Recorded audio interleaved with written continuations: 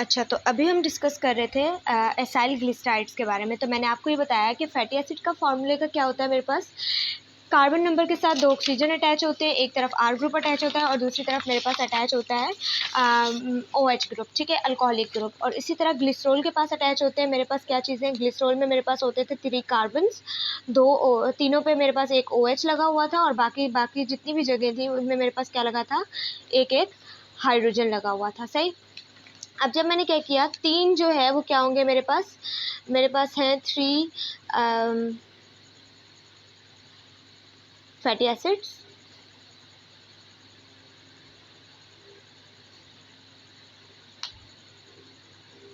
है ना। तो एक में से OH जाएगा, एक का H जाएगा, एक में से H जाएगा, दूसरे में से OH जाएगा, एक में से H जाएगा, दूसरे में से OH जाएगा। ये तीनों निकलेंगे, तीनों में से 3 वाटर मॉलिक्यूल बन जाएंगे, ठीक। और एंड में जो स्ट्रक्चर बनेगा उसमें क्या होगा कि कार्बन जो डबल बॉन्ड से अटैच था वो एक तरफ से अटैच होगा R से, दूसरी तरफ से अटैच होगा O से, फिर वो O अटैच हुआ होगा कार्बन से जिसमें 2 हाइड्रोजन होंगे। तो ये स्ट्रक्चर आप यहाँ देख सकते हो कि किस तरीके से बना। तो इससे जो स्ट्रक्चर को ना, ये जो तरफ है इसी को हम कहते हैं ईस्टर लिंकेज। ईस्टर लिंकेज क्या है, जैसे आपने प्रोटीन में पढ़ा था कि CONH2 is a peptide linkage, बताया था ना मैंने आपको लास्ट लेक्चर में। सेम इसी तरह जब C डबल बॉन्ड से एक ऑक्सीजन से जुड़ा है और वही जो है वो दूसरी तरफ से भी एक ऑक्सीजन से जुड़ा हो, तो इस लिंकेज को हमारे पास कहा जाता है ईस्टर लिंकेज, ईस्टर लिंकेज। और इसी लिंकेज को बनने के अमल को, ये जो प्रोसेस हुआ जिसके नतीजे में ये लिंकेज बनी, इसे कहते हैं ईस्टरिफिकेशन। तो अब हमने क्या पढ़ा, हमने ये पढ़ा कि जब भी मेरे पास कार्बन डबल बॉन्ड से एक ऑक्सीजन से जुड़ा है और दूसरी तरफ वो दूसरे ऑक्सीजन से जुड़ा है, तो इस चीज़ को हम कहते हैं ईस्टर लिंकेज। और एक और बात कि हमारे पास जो ईस्टर होता है वो होता है C डबल बॉन्ड O और OR, मतलब कि O के साथ फिर कोई C वाला कंपाउंड अटैच हो, तो इसी चीज़ को हम कहते हैं ईस्टर। अगर आपने केमिस्ट्री पढ़ी है तो उसमें आपने ऑर्गेनिक में ये बातें पढ़ी होंगी। मैं आपको जो है केमिस्ट्री वाली बातें यहाँ पे बता रही हूँ कि जब भी मेरे पास कोई अल्कोहलिक ग्रुप जो है जब भी कोई अल्कोहलिक ग्रुप जो है वो कार्बोक्सिलिक एसिड के साथ जब भी मिलता है तो मेरे पास जो बदले में कंपाउंड बनता है उसे हम कहते हैं ईस्टर, ईस्टरिफिकेशन। यही डेफिनेशन आपकी बुक में लिखी है कि what is ester. Ester is the bond और linkage form between alcohol and organic acid. Organic acid means carboxylic acid by the removal of water, यानी कि by the process of the condensation. This process is called as esterification. esterification में क्या होता है कि कोई भी फैटी एसिड जो है वो किसी भी ग्लिसरॉल के साथ मिलता है और बदले में बनता है ट्राइसाइल ग्लिसराइड, जब 3 फैटी एसिड एक ग्लिसरॉल के साथ मिलते हैं। इतनी चीज़ समझ आई। अब मैंने आपको ये बात बताई थी कि यहाँ पे एक होता है R ग्रुप। अब R ग्रुप क्या था, लास्ट क्लास में भी इससे पहले की क्लास में मैंने बताया था कि R group is the alkyl radical. और अल्काइल रेडिकल में क्या होता है, एक फॉर्मूला होता है CnH2n+1। अगर मैं बोलूँ C जो है वो 7 है तो H क्या होगा, 7 2 14, 14 और 1 15।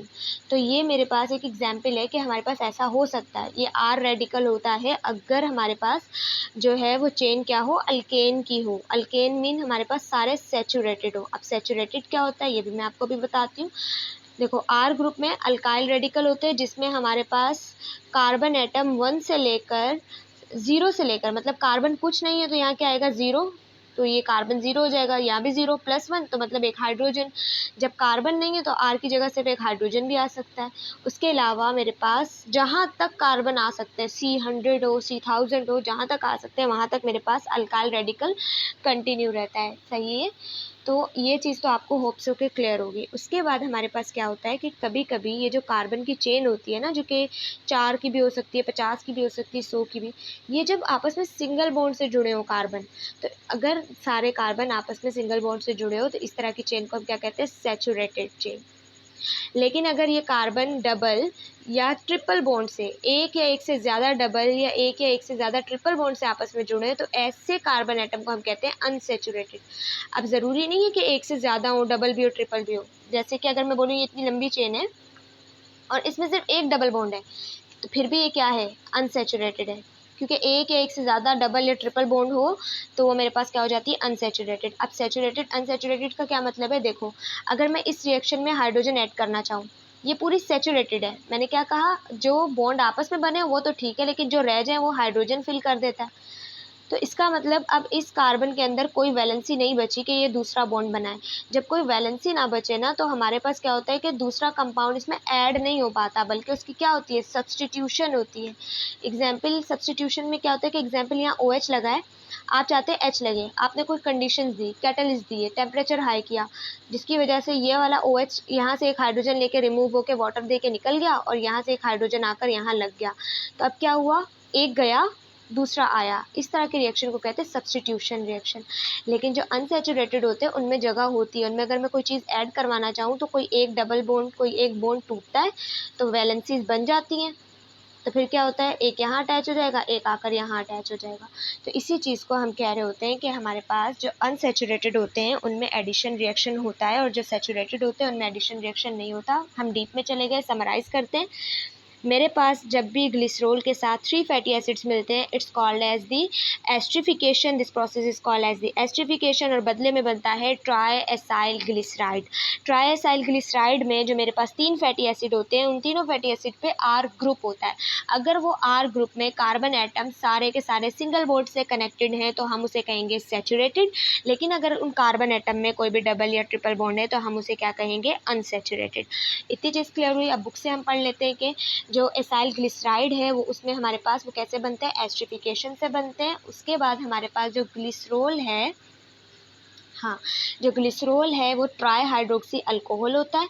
उसमें मेरे पास 3 फैटी एसिड जब मिलते हैं तो वो ट्राईसाइल ग्लिसराइड बन जाता है। ट्राईसाइल ग्लिसराइड जो होता है वो एक नेचुरल जो है न्यूट्रल होता है नेचर में।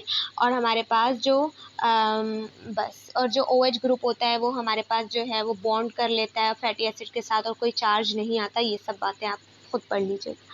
सैचुरेटेड एसाइल ग्लिसराइड्स में क्या होता है, जो R चेन होती है, हमने पढ़ा था ना कि ये वाला एसिड है और यहाँ पे हमने पढ़ा था कि यहाँ पे R चेन अटैच होती है।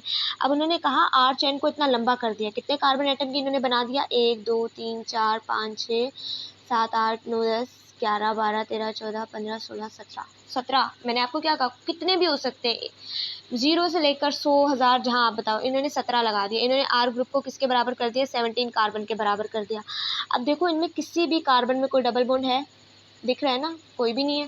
तो इसका मतलब इट्स अ सैचुरेटेड चेन। तो ये वाला जो ट्राईसाइल ग्लिसराइड बनेगा ये कौन सा होगा, सैचुरेटेड होगा।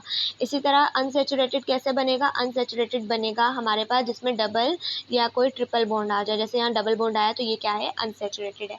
अब देखो जिसमें जो ऑयल होता है ना, अब आप देखते हैं कि ऑयल जो है वो लिक्विड है। ऑयल लिक्विड क्यों है, क्योंकि उसके जो सारे कार्बन एटम हैं वो सिंगल बॉन्ड से कनेक्टेड हैं, सिंपल।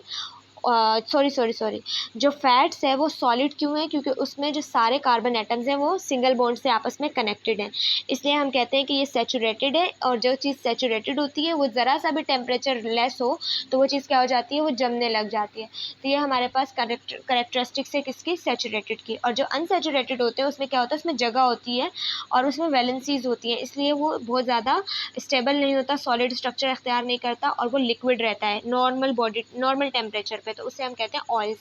सैचुरेटेड की एग्जांपल में स्टेरिन आ जाएगी और जो मेरे पास अनसैचुरेटेड है ऑयल्स हैं उसमें डिफरेंट ऑयल्स आ जाएंगे जो कि एट ऑर्डिनरी टेम्परेचर क्या होते हैं, लिक्विड होते हैं। एग्जाम्पल में क्या है, लिनोलिन होता है जो कि सीड्स में होता है और मोस्टली जो ऑयल्स होते हैं वो सीड्स से निकलते हैं। फिर वो यही बात बता रहे हैं कि ये मेरे पास जो लिपिड्स होते हैं वो डबल एनर्जी देते हैं देन कार्बोहाइड्रेट्स, जैसे कि 16 ग्राम ऑफ फैट जो है वो इतनी जो एनर्जी होती है वो कंटेन कर रहा होता है। ठीक है, हाँ। तो नेक्स्ट टॉपिक है हमारा अब फॉस्फोलिपिड्स। ठीक, तो फॉस्फोलिपिड क्या है, a type of lipid which is condensation product of glycerol, 2 fatty acid, 1 Colin and 1 phosphate. क्या बात है ये भी हम डिस्कस कर लेते हैं कि ये क्या बता रहे हैं। जैसे कि हमने पढ़ा था कि जो ट्राईसाइल ग्लिसराइड होता है वो क्या होता है, वो मेरे पास होता है ग्लिसरॉल प्लस 3 फैटी एसिड्स, यही था। अब वो फॉस्फोलिपिड क्या होता है, ये सेकंड टाइप है। फॉस्फोलिपिड क्या होता है कि जब मेरे पास 1 ग्लिसरॉल क्या है, 3 carbon atom with 3 OH plus 3 fatty acids मिलते हैं विद 1 फॉस्फेट प्लस 1 कोलिन, तो मेरे पास ये क्या बनता है, फॉस्फोलिपिड्स। तो आपको ये कंपोजिशन याद करनी है, ठीक है। तो ये पेपर में पूछा जा सकता है। तो मेरे पास क्या बन जाता है, मेरे पास फॉस्फोलिपिड बन जाता है। ये most important group of lipids है, ठीक। फॉस्फोलिपिड जो है वो एसाइल ग्लिसरॉल की तरह ही है, सिर्फ डिफरेंस क्या है कि वन फैटी एसिड जो होता है उसमें फॉस्फेट ग्रुप आ जाता है। जैसे कि आपको यहाँ दिख रहा है ना कि यहाँ पे कितने सारे 3 फैटी एसिड है, तो इनमें से जो एक फैटी एसिड है ना उसमें मेरे पास क्या आ जाता है, जो है वो मेरे पास फॉस्फेट ग्रुप एक पे आ जाता है। बाकी उसमें कोई भी डिफरेंस नहीं है, ठीक। Which is attach with the nitrogenous compound choline. जो फॉस्फेट है वो अटैच किसके साथ होता है, नाइट्रोजन का कंपाउंड होता है जो कि एक कोलिन है, ठीक है। बस ये याद कर लें, इससे ज़्यादा इसमें कुछ नहीं करना। ये जो फॉस्फोलिपिड है ये नॉन पोलर है। फॉस्फोलिपिड के 2 पार्ट्स होते हैं। अगर मैं आपको बताऊं तो लिपिड बायलेयर की आपके पास जो है वो मेम्ब्रेन भी होती है ना, तो 2 पार्ट्स होते हैं। अगर मैं बोलूं एक पार्ट जो होता है वो मेरे पास क्या होता है, एक पार्ट मेरे पास होता है नॉन पोलर और एक पार्ट होता है मेरे पास पोलर। जो पोलर पार्ट होता है वो बनाता है फॉस्फेट और जो नॉन पोलर पार्ट होता है वो बनाता है फैटी एसिड्स। इतनी चीज़ क्लियर हो गई ना। तो हमारे पास इसमें क्या होता है, इसमें फैटी एसिड्स भी होते हैं, इसमें फॉस्फेट भी होता है। ये जो फॉस्फेट होता है ये पोलर पार्ट बनाता है, जो नॉन पोलर होता है मेरे पास क्या होता है, फैटी एसिड होता है, ठीक। जो अब वो ये बता रहे हैं कि मेरे पास जो फैटी एसिड वाला 2 एंड्स होते हैं इसके, एक एंड जो होता है वो फैटी एसिड बनाता है, दूसरा एंड जो होता है वो फॉस्फेट और कोलिन बनाता है। जो फैटी एसिड वाला एंड है वो नॉन पोलर होता है जो कि वाटर को रिपेल करता है, और जो वाटर को रिपेल करता है, आपको मैंने पहले भी बताया था कि water is a polar solvent ना। तो जो नॉन पोलर होता है फैटी एसिड का वो मेरे पास होता है हाइड्रोफोबिक। फोबिक का मतलब होता है डरने वाला। जो फोबिक होता है इट्स मीन के फियर ऑफ। तो अब हमारे पास क्या होता है कि जो हाइड्रोफोबिक होता है वो तो पानी को दूर भगाता है, वो कहता है भाई I am fear of water, don't come towards me, ठीक है। पानी से क्या होता है, रिपेल करता है पानी को, रिपेल वाटर। लेकिन जो दूसरा होता है फॉस्फेट, ये कहता है आई एम हाइड्रोफिलिक, मुझे पानी से बहुत प्यार है, फिलिक मीन लवर, ठीक है। I am hydrophilic so attract water, ठीक। तो यही बातें यहाँ पे उन्होंने डिस्कस की है कि फॉस्फोलिपिड और कोलिन जो होता है वो हमारे पास क्या होता है, वो पोलर इन नेचर होता है, ये अट्रैक्ट करता है वाटर को, और वाटर लविंग होता है जिसे हम कहते हैं हाइड्रोफिलिक, ठीक है।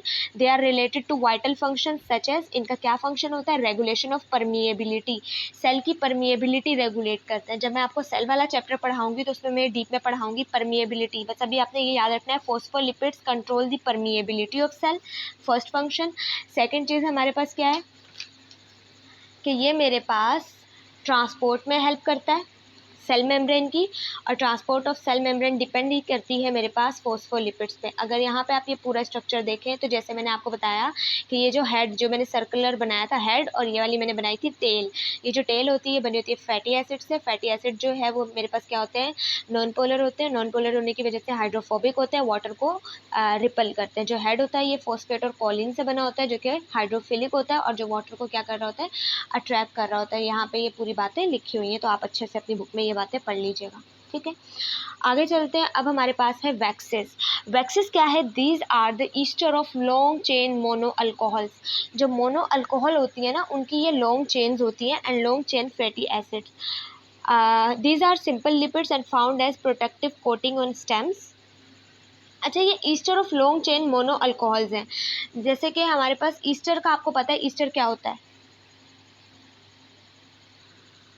अच्छा, तो जो हमारे पास वैक्सेस होते हैं ना, अब जैसे मैंने आपको बताया कि फैटी एसिड ईस्टर, सबसे पहली चीज़ जो आपको मैंने बताई थी वो क्या थी, ट्राइसाइक्लिसराइड्स, फिर हमने पढ़ा फॉस्फोलिपिड। अब जो ईस्टर होते हैं ना उसमें क्या होता है, उसमें ये होता है कि जो एक तो कार्बोनाइल ग्रुप है, एक ऑक्सीजन है। ईस्टर तो समझ आ गया ना।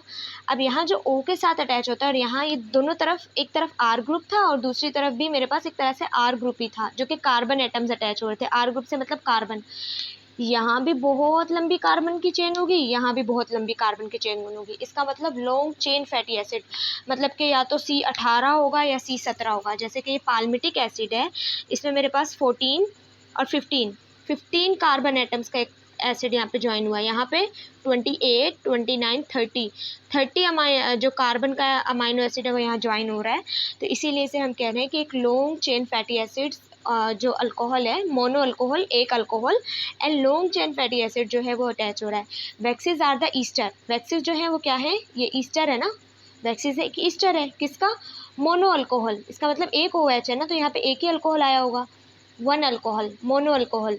And long chain fatty acid, और बहुत लंबी चेन किसकी है, फैटी एसिड्स की हैं।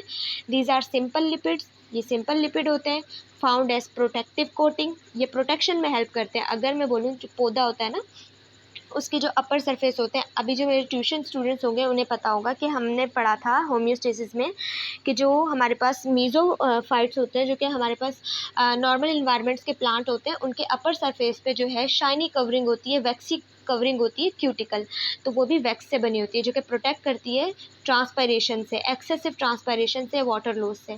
तो हमारे पास ये कहाँ कहाँ होती है वैक्सी कवरिंग? स्टेम्स पे होती है, स्टॉक्स पे होती है, लीव्स पे होती है, पेटल पे होती है, फ्रूट्स, स्किन, एनिमल्स की स्किन, एनिमल के हेयर्स पे होती है, और हमारे पास जो फीदर्स होते हैं ना, पर पंख परिंदों के, मुर्गे वगैरह के, उन पे होती है। ठीक, ये वाटर रेप्लिएंट है, ये वाटर की जो आउटवर्ड मूवमेंट है उसे अपोज कर रही होती है कि पानी बाहर ना जाए, बस पानी को बचा रही होती है। नॉन रिएक्टिव होती है, रिएक्शन नहीं करती, ये नॉन पोलर होती है, तभी तो पानी को नहीं निकलने देती। हाइड्रोफोबिक, हमारी जो स्किन होती है ना, कुछ चीज़ों के जो सरफेस होते हैं, उनके सरफेस के ऊपर क्या होती है? वैक्सी क्यूटिकल की कवरिंग आ जाती है। क्या होता है भाई? बाहर तो ऑयल की एक तह चढ़ी हुई है, निकल के दिखाओ बाहर, पानी को निकलने ही नहीं देगी। क्यों? क्योंकि वो जो वैक्स है वो क्या है? वो हमारे पास हाइड्रोफोबिक है, एक नॉन पोलर है। ठीक है, नेचुरल में मेरे पास क्या है? B wax. बी वैक्स देखिए ना आपने, ये जो हमारे पास शहद की मक्खी का छत्ता, उसमें वैक्स होती है, वो वैक्स ही है। इसी तरह हमारे पास क्यूटिकल होता है जो लीव्स पे होता है। Waxes are of considered commercial importance because they act as a superior machine lubricant। अब वैक्सेस आपने वो देखिए, ग्रीसेस वगैरह, ग्रीस जो लगती है साइकिल वगैरह में लगती थी किसी ज़माने में, तो वो चीज़ें जो होती हैं वो हमारे पास होती है वैक्सेस, जो कि हमारे पास लुब्रिकेंट के तौर पे यूज़ होती है चीज़ों को नरम करने में। Sperm whale were the principal source of wax, तो ये बात भी याद रख लीजिएगा, ये भी एमसीक्यूज़ में आ सकती है। बाकी जितने पॉइंट हाईलाइट है वो सब एमसीक्यूज़ के लिए, तो इसलिए मैं बारी बारी नहीं बता रही। जहाँ जहाँ हाईलाइट आपको दिख रहा है, इट्स मीन के वो एमसीक्यूज़ के लिए ही इंपॉर्टेंट है, तभी हाईलाइट किया हुआ है। ठीक है, वैक्सेस आपको क्लियर हो गए। अब हम चलते हैं टर्पिनॉइड्स पे। टर्पिनॉइड्स क्या है हमारे पास? ये एक लार्ज और इंपॉर्टेंट क्लास है लिपिड्स की। हमने कौन कौन सी क्लास पढ़ ली? हमने पढ़ी ग्लिसराइड्स, हमने पढ़ी फोस्फोलिपिड, हमने पढ़ ली वैक्सेस। अब एक लार्ज और इंपॉर्टेंट क्लास कौन सी है? टर्पिनॉइड्स है, जो कि आइसोप्रीनॉइड यूनिट से बनते हैं। इसकी जो मोनोमर क्या है? वो आइसोप्रीनॉइड यूनिट है, जो कि क्या है? C5H8। ठीक, टर्पिनॉइड्स की एग्जाम्पल्स में है terpenes, steroids, carotenoids and prostaglandins. इन सब के हम अलग अलग फंक्शंस पढ़ेंगे तो आपको पता चल जाएगा टर्पिनॉइड्स है क्या। ये एक लार्ज क्लास है। ठीक है, ये सब मेरे पास जो है, इसके अलावा ये सेल मेम्ब्रेन में प्रेजेंट होते हैं। ये हमारे पास कोलेस्ट्रॉल जो है वो पिगमेंट जैसे बना रहा होता है। ठीक है, खुशबू वगैरह बना रही होती हैं ये चीज़ें, और जैसे कि मेंथोल जो है वो खुशबू के लिए यूज़ होता है। सबसे पहली चीज़ है मेरे पास टर्पिन्स। ठीक है, टर्पिन्स मेरे पास क्या है? ये एक टाइप है टर्पिनॉइड्स की, जो कि आइसोप्रीनॉइड यूनिट्स होती हैं। ये डाई टर्पिन्स भी होती हैं, ट्राई टर्पिन्स भी होती हैं। डिपेंड करता है कि आइसोप्रीनॉइड यूनिट अगर 2 बार मिलेंगी तो डाई टर्पिन बन गया, 3 बार मिलेंगी तो ट्राई टर्पिन्स बन गया। ठीक है, वोलेटाइल इन नेचर होती है, मतलब कि जैसे ही आपने खुशबू वगैरह नहीं होती, सेंट वगैरह, स्प्रे वगैरह, उसे आप स्प्रे करते हो तो एकदम से थोड़ी देर बाद वो आपको दिखती ही नहीं है, वोलेटाइल, हवा में गुम हो जाती है, उड़ जाती है। पेट्रोल को भी खुला छोड़ो तो उड़ जाएगा, इट्स मीन कि इट्स वोलेटाइल। ठीक, प्रोड्यूस स्पेशल फ्रेगनेंस, इनकी ख़ास खुशबू होती है, जिसकी वजह से ये कहाँ इस्तेमाल होते हैं? परफ्यूम्स में इस्तेमाल होते हैं। उसके बाद हमारे पास ये एग्जाम्पल है कि जेरेनॉयल जो है रोज़ से निकलता है, लेमिनिन जो है वो लेमन से निकलता है, मेंथोल जो है वो पेपरमिंट से निकलता है, काली मिर्च से। तो ये सब चीज़ें आपको याद रखनी है। ठीक है, component of vitamin A1 and A2 होता है, क्लोरोफिल मॉलिक्यूल्स में होता है, जिसमें हमारे पास यूटिलाइज होते हैं, और इसके अलावा ये synthesis of rubber and latex में यूज़ होता है। इसमें कुछ खास इंपॉर्टेंट नहीं है, सिर्फ एग्जांपल्स हैं जो कि आपको याद रखनी है, और कुछ भी नहीं याद रखना है इसमें, बस ये पता होना चाहिए टर्पिनॉइड्स की टाइप है। सेकंड है मेरे पास स्टीरॉइड्स। अच्छा, स्टीरॉइड्स जो है वो टर्पिनॉइड्स की टाइप तो है, लेकिन ये मेरे पास आइसोप्रीनॉइड यूनिट से बनी होती है, और इसमें 17 कार्बन होते हैं। जितने भी स्टीरॉइड होंगे उसमें कितने कार्बन होंगे? 17 कार्बन होंगे, और इसमें 4 रिंग होती है। 4 रिंग कैसे होती है कि मेरे पास जैसे कि 1 2 3, 1 2 3 4 5 तो 6 कोने होते हैं एक रिंग के, जैसे आप यहाँ देख सकते हो ना 1 2 3 4 5 6, 6 कोनों की एक रिंग होती है, 1 2 3 4 5 6।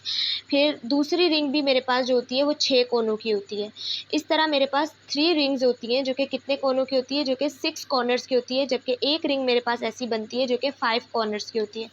तो ये मेरे पास 17 कार्बन की एक रिंग होती है जो कि 4 रिंग्स होती है असल में। 3 rings are the hexagonal and 1 ring is the pentagonal in shape. ये याद रखना है आपको, ये मोस्ट इंपॉर्टेंट है, एमसीक्यूज डायरेक्ट आएगा, ठीक है। और यही स्ट्रक्चर जो है मेरे पास वो कोलेस्ट्रॉल में भी होता है, ठीक है। कोलेस्ट्रॉल एक टाइप है स्टेरॉइड के, कहते हैं ना आपका कोलेस्ट्रॉल बढ़ गया, चर्बी बढ़ गई, इट्स मीन के कोलेस्ट्रॉल जो है वो एक टाइप है स्टेरॉइड्स की, जिसमें क्या होते हैं 4 रिंग्स होती हैं, 3 are hexagonal and 1 is pentagonal ring. उसके बाद इसके कुछ एग्जांपल्स हैं, कुछ हार्मोन्स होते हैं जो कि स्टेरॉइड से बनते हैं, जैसे कि testosterone, progesterone, estrogen. Testosterone males में होता है, प्रोजेस्टेरोन एंड एस्ट्रोजन दोनों फीमेल्स में होते हैं, जो कि प्रेगनेंसी के दौरान बहुत ज़्यादा राइज हो जाते हैं। उसके अलावा अगर आपने बायोएनर्जेटिक्स पढ़ा है तो आपको पता होगा, लेक्चर अपलोडेड हैं, कि हमने कैरेटिनॉइड्स के बारे में पढ़ा था कि कैरेटिनॉइड्स आर द पिगमेंट्स जो कि एब्जॉर्ब करते हैं सर्टेन क्वांटिटी ऑफ लाइट्स को। तो ये भी मेरे पास पॉलीटर्पिन्स की टाइप है। डायरेक्ट एमसीक्यूज में पूछा जाएगा carotenoids are the type of polyterpenes, ठीक है, टर्पिन्स की टाइप में आते हैं। तो ये मेरे पास इसमें लॉन्ग चेन होती है आइसोप्रिनॉइड यूनिट्स की। टर्पिन्स क्या थे, 1 या 2 या 3 जो है आइसोप्रिनॉइड यूनिट। स्टेरॉइड्स में 17 कार्बन की चेन थी, 4 रिंग्स थी, 3 हेक्सागोनल थी, 1 पेंटागोनल थी। कैरेटिनॉइड्स में लॉन्ग चेन है आइसोप्रिनॉइड यूनिट्स की। What is isoprenoid unit, 35H8 carbon atom की एक यूनिट है। ये मेरे पास जो है एट बोथ और at one terminal long chain होती है, दोनों एंड पे भी हो सकती है, और दोनों एंड पे भी हो सकती है, या फिर हमारे पास एक एंड पे हो सकती है। ये पिगमेंट प्रोड्यूस करती है, red and orange, yellow, brown, ये सारे पिगमेंट जो है ये प्रोड्यूस कर सकती है। उसके अलावा इसके क्या इंपॉर्टेंस है कि ये कैरोटिनॉइड्स ही यूज़ होते हैं क्लोरोफिल बनाने में, साइटोक्रोम्स बनाने में। साइटोक्रोम्स क्या है पता है ना, अगर आपने इलेक्ट्रॉन ट्रांसपोर्ट चेन पढ़ी है। फाइटोक्रोम्स बनाने में इस्तेमाल होती है, लाइट हार्मोन्स वगैरह। लेटिक्स, रबर जो हमारे पास होती है, प्लांट के अंदर से निकल रही होती है चीज़ें, उनको बनाने में यूज़ हो रही होती है, ठीक है। फिर मोस्ट इंपॉर्टेंट चीज़ है मेरे पास प्रोस्टाग्लैंडिन्स। प्रोस्टाग्लैंडिन्स का अगर मैं आपको थोड़ी सी बातें बताना चाहूँ तो पहले मैं आपको ये बताऊंगी कि प्रोस्टाग्लैंडिन्स होते क्या हैं, ठीक है। देखो, प्रोस्टाग्लैंडिन्स को आप कह सकते हैं इन्फ्लेमेटरी मार्कर। इन्फ्लेमेटरी मार्कर्स मतलब ये क्या करते हैं पता है, जब आपको चोट लगती है ना, चोट लगने के बाद क्या होता है, आपको क्या होती है, जगह जो है वो स्वेल हो जाती है। सेकंड चीज़, आपको पेन हो रहा होता है। थर्ड चीज़, वो जगह रेड हो जाती है, यही होता है ना। तो ये जो सारे काम है ना, ये प्रोस्टाग्लैंडिन ही करवाता है। इन्फ्लेमेटरी मार्कर एक तरह से, जहाँ सूजन हुई है तो यही बताएगा कि भाई हो गया काम, अब सूजन पड़ गई यहाँ पर। तो ये प्रोस्टाग्लैंडिन ही क्या करते हैं, सूजन करवा रहे होते हैं, फीवर करवा रहे होते हैं, जितने भी सिम्टम्स होते हैं ना इन्फेक्शन के, वो शो करते हैं प्रोस्टाग्लैंडिन। ये भी एक टाइप है किसकी, लिपिड्स की, मैमल टिश्यूज़ में होते हैं। कैसे होते हैं, जब भी कोई टिश्यू डैमेज होता है तब ये रिलीज़ हो जाते हैं। कोई भी इंजरी होती है जिसके नतीजे में क्या करते हैं, इन्फ्लेमेशन करते हैं, पेन करवाते हैं। पेन जब देखो, अब होता क्या है पता है, जैसे कि ये सेल था, ये आपका टिश्यू है कोई सा भी, इसमें बहुत सारे सेल हैं, ये सेल हो गया डैमेज। जैसे ये सेल डैमेज हुआ, मेरे पास सिग्नल गया, सेल की मेम्ब्रेन के अंदर एक चीज़ होती है जिसकी वजह से मेरे पास क्या निकलते हैं, प्रोस्टाग्लैंडिन्स निकलते हैं, ठीक है। सेल मेम्ब्रेन में से प्रोस्टाग्लैंडिन्स निकले, उन्होंने बता दिया कि भाई वो लाल बत्ती नहीं जल जाती जब फायर हो, कि भाई यहाँ पे अलार्म बज गया, आ जाओ। तो क्या होता है, बॉडी के अंदर यहाँ पे ब्लड सर्कुलेशन इंक्रीज़ हो जाती है। ब्लड सर्कुलेशन क्यों इंक्रीज़ होती है, कि भाई ब्लड में ही तो आएंगे WBCs RBCs, तो वो यहाँ आएँ और इसे आकर बचाएं कि यहाँ पे तो इन्फेक्शन आ गया, जल्दी बचाओ हमें। पुलिस को बुला लिया, पुलिस को उन्हें WBCs, तो WBCs आएंगी, जैसे WBCs ब्लड बढ़ेगा उस जगह पे सूजन पड़ जाएगी, क्योंकि ब्लड लीक होता है बीच में साइडों पर। WBCs आएंगे तो इन्फेक्शन एक तरह से शुरू हो जाएगा, जगह पे स्वेलिंग हो जाएगी, जंग होगी, तो कुछ अपने बंदे मरेंगे, कुछ दुश्मन के बंदे मरेंगे। तो फिर क्या होगा, उस जगह पे पस जमा होने लग जाएगी, डेब्रीज जमा हो जाएंगे, और एक तरह से हमारे पास एक अलर्ट आ जाएगा कि भाई बॉडी के अंदर ये चेंज हो गया। और जब इन्फेक्शन थोड़ा ज़्यादा हो तो बॉडी का टेम्परेचर भी राइज होता है और फीवर भी हो जाता है। तो ये पूरा एक प्रोसेस होता है यहाँ पर, ठीक है। तो ये मेरे पास ब्लड फ्लो इंक्रीज़ करवाते हैं, ब्लड की क्लॉटिंग करवाते हैं अगर ब्लड रिलीज़ हो रहा है, इम्यूनिटी में हेल्प करते हैं। कैसे, WBCs को बुलाते हैं कि भाई आ जाओ। अब इनको रोकता कौन है, एस्प्रिन, डिस्प्रिन होती है ना, डिस्प्रिन का जो केमिकल नेम है वो एस्प्रिन है, जो कि क्या करता है, फीवर को कम करता है और पेन को कम करता है। क्यों? क्योंकि वो प्रोस्टाग्लैंडिन्स को कहता है खामोशी से बैठ जाओ, खबरदार अगर शोर किया। जब वो बोलते ही नहीं है तो ब्लड सर्कुलेशन ज़्यादा नहीं होती, ब्लड सर्कुलेशन ज़्यादा नहीं होती तो ना पेन होता है, ना रेडनेस होती है, ना फीवर होता है। तो ये सारी चीज़ें हमने पढ़ ली अबाउट लिपिड्स। तो अगर आपको कोई भी कन्फ्यूजन है तो आप अभी भी मुझसे कमेंट बॉक्स में पूछ सकते हैं। तो अभी हम स्टार्ट करने जाएंगे अबाउट न्यूक्लिक एसिड्स। अच्छा, तो कहानी यहाँ पे शुरू होती है। दोबारा से हम एक नई कहानी स्टार्ट करने जा रहे हैं। 3 कहानियाँ हमने पढ़ ली, कार्बोहाइड्रेट, लिपिड्स और प्रोटीन्स की। तो अब हमारे पास है कहानी न्यूक्लिक एसिड की, ठीक है। अब सवाल ये पैदा हुआ कि पहले तो ये तीनों जो कंपाउंड थे, कार्बोहाइड्रेट, लिपिड्स और प्रोटीन, जब पता चल गए तो एक साइंसदान था जिसका नाम था हमारे पास फ्रेडरिच मिशर। मतलब उसने ना एक पस मीन पीप नहीं होती जो ज़ख़म हो जाता है फिर उसमें से पस निकलती है, उस पस को जब माइक्रोस्कोप में देखा तो उसने देखा कि भाई यहाँ पे तो कोई नया स्ट्रक्चर है, ना तो वो कार्बोहाइड्रेट है, ना तो वो प्रोटीन है और ना ही वो लिपिड है। तो फिर ये है क्या? तो उसने कहा यार मुझे नहीं पता, पर उसने उसका नाम रख दिया न्यूक्लियाइन। क्या रख दिया उसका नाम? न्यूक्लियाइन। फिर जब बहुत अरसा गुजर गया तो फिर पता चला कि वो जो न्यूक्लियाइन है ना, उसकी जो नेचर है वो एसिडिक है। तो फिर इसका नाम बन गया न्यूक्लिक एसिड। सिंपल है। तो फर्स्ट क्लास में मैंने आपको बताया था कि nucleic acid is a polymer. इसका मोनोमर क्या है? Nucleotide. Nucleotide is a monomer of nucleic acid. Nucleotide में क्या क्या होता है? मेरे पास 3 चीज़ें होती हैं। सबसे पहले मेरे पास होती है पेंटोज शुगर। क्या होती है? पेंटोज शुगर, 5 कार्बन वाली शुगर। अब तक तो ये पता होना चाहिए ना। सेकंड चीज़ इसमें क्या होती है मेरे पास? सेकंड चीज़ होती है नाइट्रोजनस बेस। क्या होती है? Nitrogenous base. और थर्ड चीज़ मेरे पास होती है फॉस्फेट ग्रुप। Phosphate group. तो एक न्यूक्लियोटाइड में ये 3 चीज़ें होती हैं। अगर किसी न्यूक्लियोटाइड में ये 2 चीज़ें हों तो उसे हम कहते हैं न्यूक्लियोसाइड। ये याद रखना है। सेकंड चीज़ आपने याद रखनी है कि 5th कार्बन पे अटैच होता है फॉस्फेट ग्रुप, ठीक है। और इसके अलावा आपको क्या याद होना चाहिए? फर्स्ट कार्बन पे अटैच होता है हमारे पास नाइट्रोजनस बेस, ठीक है। किसके? पेंटोज शुगर के। जैसे कि ये पेंटोज शुगर यूँ होती है, बीच में ऑक्सीजन होता है। फर्स्ट कार्बन पे मेरे पास अटैच हो गया क्या चीज़? Nitrogenous base. 1 carbon, 2 carbon, 3 carbon, 4 carbon, 5th carbon. 5th carbon पे अटैच होता है फॉस्फेट ग्रुप, ठीक है। तो होप्स हो कि आपको ये क्लियर होगा। नाइट्रोजनस बेस को हम साइड पे दिखा देते हैं। ये रहा मेरा नाइट्रोजनस बेस, सही। तो इस तरीके से स्ट्रक्चर होता है किसका? एक न्यूक्लियोटाइड का। अगर किसी भी स्ट्रक्चर पे मेरे पास पेंटोज शुगर है, ठीक है, इस तरीके से पेंटोज शुगर है और एक नाइट्रोजनस बेस अटैच है पर फॉस्फेट नहीं है, तो इस स्ट्रक्चर को हम कहते हैं न्यूक्लियोसाइड, ठीक है।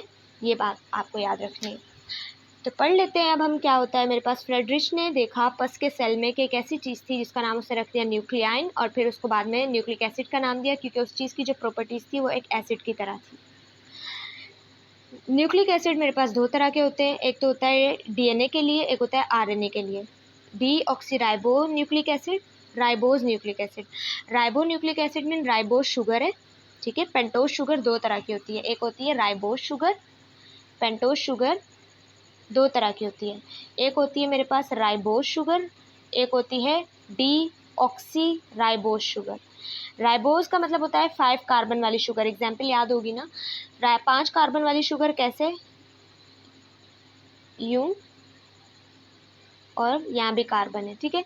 और यहाँ पे दोनों तरफ क्या अटैच होता है? ऑक्सीजन। यहाँ पे क्या होता है? नाइट्रोजनस बेस एक तरफ। एग्जाम्पल, तो ये वाली जो शुगर है, ये वाली, ये मेरे पास क्या है? राइबोज शुगर है। लेकिन डीऑक्सी राइबोज शुगर में क्या होता है? डीऑक्सी। डीऑक्सी मीन ऑक्सीजन गया। तो जब डीऑक्सी में ऑक्सीजन गया तो जो सेकंड कार्बन होता है, जब उसका एक ऑक्सीजन निकल जाता है और वहाँ सिर्फ हाइड्रोजन रह जाता है, तो ऐसी शुगर को हम कहते हैं डीऑक्सी राइबोज, मतलब कि डी गया, ऑक्सीजन गया एक राइबोज शुगर का, 5 कार्बन वाली शुगर का, तो डीऑक्सीराइबोज। तो डीएनए और आरएनए में क्या फ़र्क होता है कि जो उनकी शुगर होती है डीएनए के अंदर जो होती है वो मेरे पास डीऑक्सीराइबोज शुगर होती है, आरएनए के अंदर राइबोज शुगर होती है। दोनों शुगर में क्या फ़र्क है, सेकेंड कार्बन की पोजिशन पे ऑक्सीजन जो होता है वो क्या हो जाता है, रिमूव हो जाता है, बस, और कोई डिफरेंस नहीं है, बस, ठीक है। बाकी एक और डिफरेंस भी है, वो हम आगे डिस्कस करते हैं। अभी के लिए इतना ही, एक डिफरेंस आप याद रखिए, nucleic acid are linear unbranched polymer, ना लीनियर होते, कोई ब्रांच नहीं होती। डीएनए जो है वो डीऑक्सीराइबोज न्यूक्लियोटाइड से बनता है और आरएनए जो है वो राइबो न्यूक्लियोटाइड से बनता है, क्योंकि दोनों की शुगर में बस डिफरेंस होता है ऑक्सीजन का, बस। कंपोजिशन ऑफ न्यूक्लियोटाइड जो होती है वो कैसे होती है, ठीक है।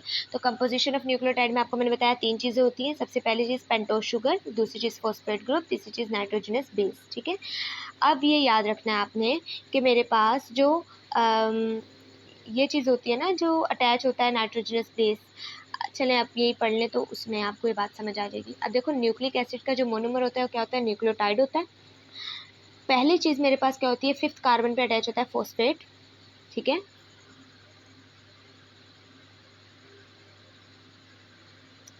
ठीक है, 5th कार्बन पे फॉस्फेट अटैच होता है और 1st कार्बन पे मेरे पास नाइट्रोजनस बेस अटैच होता है। डीएनए और आरएनए जो है वो मेरे पास अच्छा, जो न्यूक्लियोसाइड है उसमें क्या होता है कि मेरे पास जो पेंटोज शुगर नाइट्रोजनस बेस से अटैच हो पर फॉस्फेट ना लगा हो तो उसे हम कहते हैं न्यूक्लियोसाइड, ठीक है। अगर तीनों हो तो न्यूक्लियोटाइड। अब डीएनए और आरएनए जो होते हैं ना वो 4 तरह के होते हैं on the basis of nucleotide. कैसे 4 तरह के होते हैं, मैंने आपको बताया कि एक चीज़ क्या होती है, मेरे पास पेंटोज शुगर होती है, दूसरी चीज़ होती है नाइट्रोजनस बेस, तीसरी चीज़ होती है फॉस्फेट।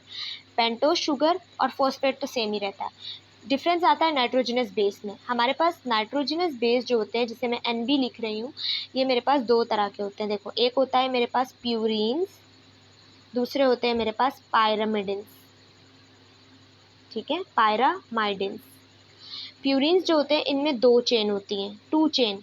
पायरामिडिन जो होते हैं वो 1 चेन स्ट्रक्चर होते हैं। कैसे 1 चेन और 2 चेन, ये देखो 2 चेन्स दिख रही हैं आपको, ये देखें यहाँ पर, ये 2 चेन 1 2, तो ये मेरे पास क्या है, ये प्यूरीन है। लेकिन अगर कोई 1 चेन स्ट्रक्चर है तो वो मेरे पास क्या होगा, जैसे कि ये देखें, इसमें सिर्फ जो अटैच है पेंटोज शुगर से वो 1 चेन स्ट्रक्चर है, तो ये पायरामिडिन है, ठीक है। जिसका नाम बड़ा उसका साइज़ छोटा, जिसका साइज़ छोटा उसका नाम बड़ा, जिसका नाम छोटा उसका साइज़ बड़ा। जैसे प्यूरीन्स छोटा सा वर्ड है ना, तो ये डबल है, मतलब छोटा पैक डबल धमाका, इस माइंड से याद रख लो, ठीक है।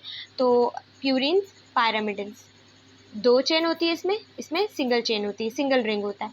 प्यूरीन्स की एग्जाम्पल में आएगा मेरे पास एडेनिन और गुआनिन, ठीक है। पायरामिडिन में आएगा साइटोसिन, थायामिन और यूरेसिल, ये नाम आपको याद रखने, ठीक है। Cytosine, thiamine, uracil. Nitrogenous base 2 तरह के हैं, प्यूरीन्स एंड पायरामिडिन्स। प्यूरीन्स की भी 2 एग्जाम्पल है मेरे पास, एडेनिन गुआनिन, और मेरे पास पायरामिडिन्स की है साइटोसिन, थायामिन एंड यूरेसिल। अब मेरी बात सुनो, अगर एक न्यूक्लियोटाइड है, उसकी पेंटोज शुगर है, ठीक है, उसमें फॉस्फेट लगा हुआ है, ठीक है, ये सब सेम है।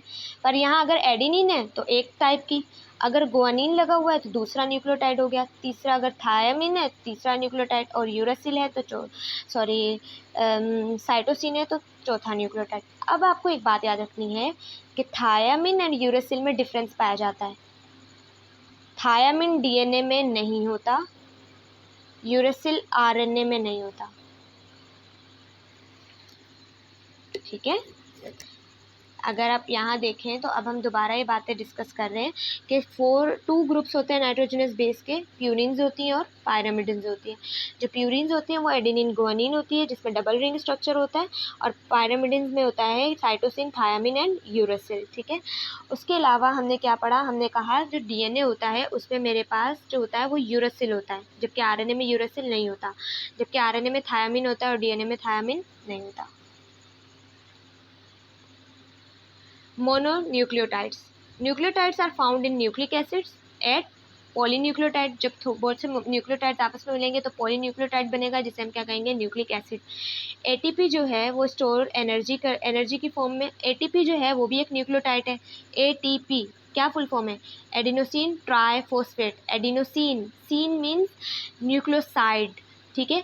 उसके साथ फॉस्फेट अटैच है तो एडेनोसिन ट्राइफॉस्फेट, तो ये भी एक क्या है, न्यूक्लियोटाइड है। और एक एटीपी 7.3 किलो कैलोरीज पर जूल की पर मोल की एनर्जी देते हैं। बाकी इसमें कोई भी चेंज नहीं है कि यही जो एटीपी होती है ये यूज़ होती है कार्बोहाइड्रेट्स बनाने में, लिपिड्स बनाने में, प्रोटीन्स बनाने में, एनाबॉलिज्म जैसे प्रोसेसेस में यूज़ होती है। अगर आप ये सारी चीज़ें आप बायो एनर्जेटिक वाले चैप्टर जो मैंने अपलोड किया है अगर उसमें पढ़ लेंगे तो ये चीज़ मैं यहाँ पे दोबारा नहीं समझा रही।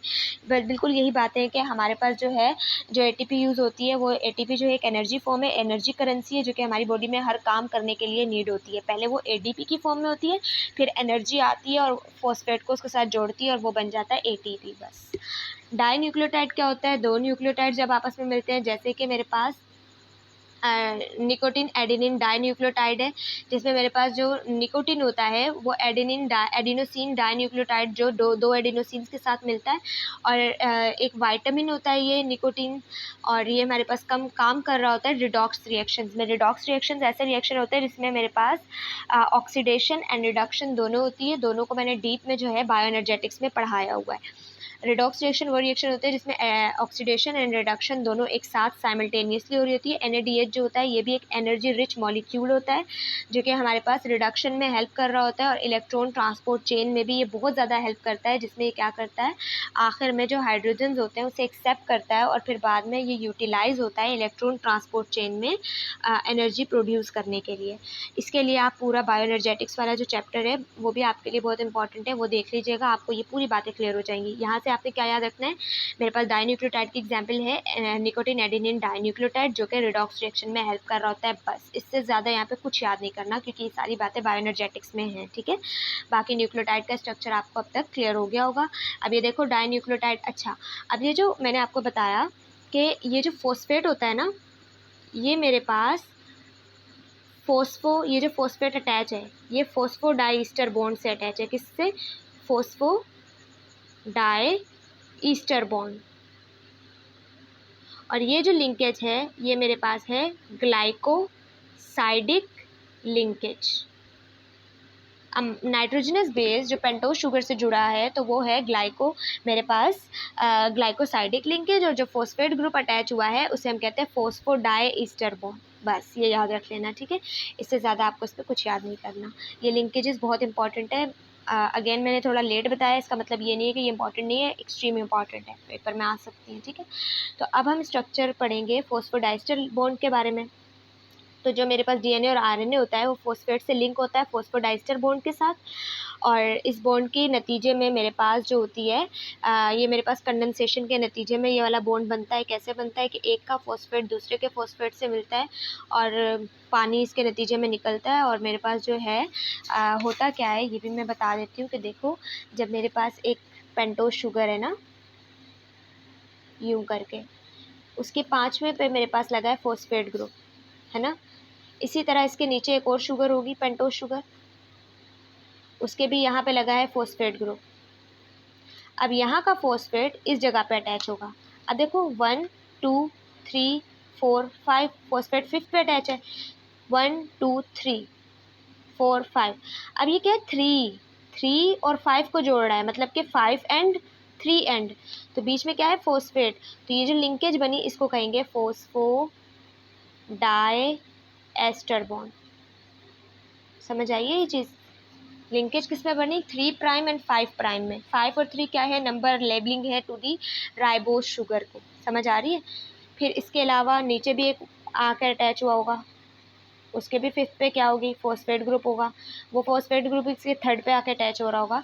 तो इस तरीके से अगर ये 2 हैं तो डाई न्यूक्लियोटाइड, अगर हो रहे हैं तो ट्राई न्यूक्लियोटाइड बनते जाएंगे, और इस तरह लंबी सी चेन बनती जाएगी और मेरे पास न्यूक्लिक एसिड बनता है इसी ही तरह, ठीक है। फिर वो ये बता रहे हैं कि 3' पे अटैच होती है एक कार्बन के, ऊपर वाले कार्बन का 3 एंड अटैच होता है, दूसरे वाले कार्बन का 5th कार्बन अटैच होता है जो कि फॉस्फोडाइस्टर बॉन्ड में इन्वॉल्व होता है, जो कि मेरे पास बैक बोन बना रहे होते हैं एक पूरे लैडर की। आपको ये बात मैं दोबारा अभी बताती हूँ, मैं 2 मिनट बस गैप लीजिए।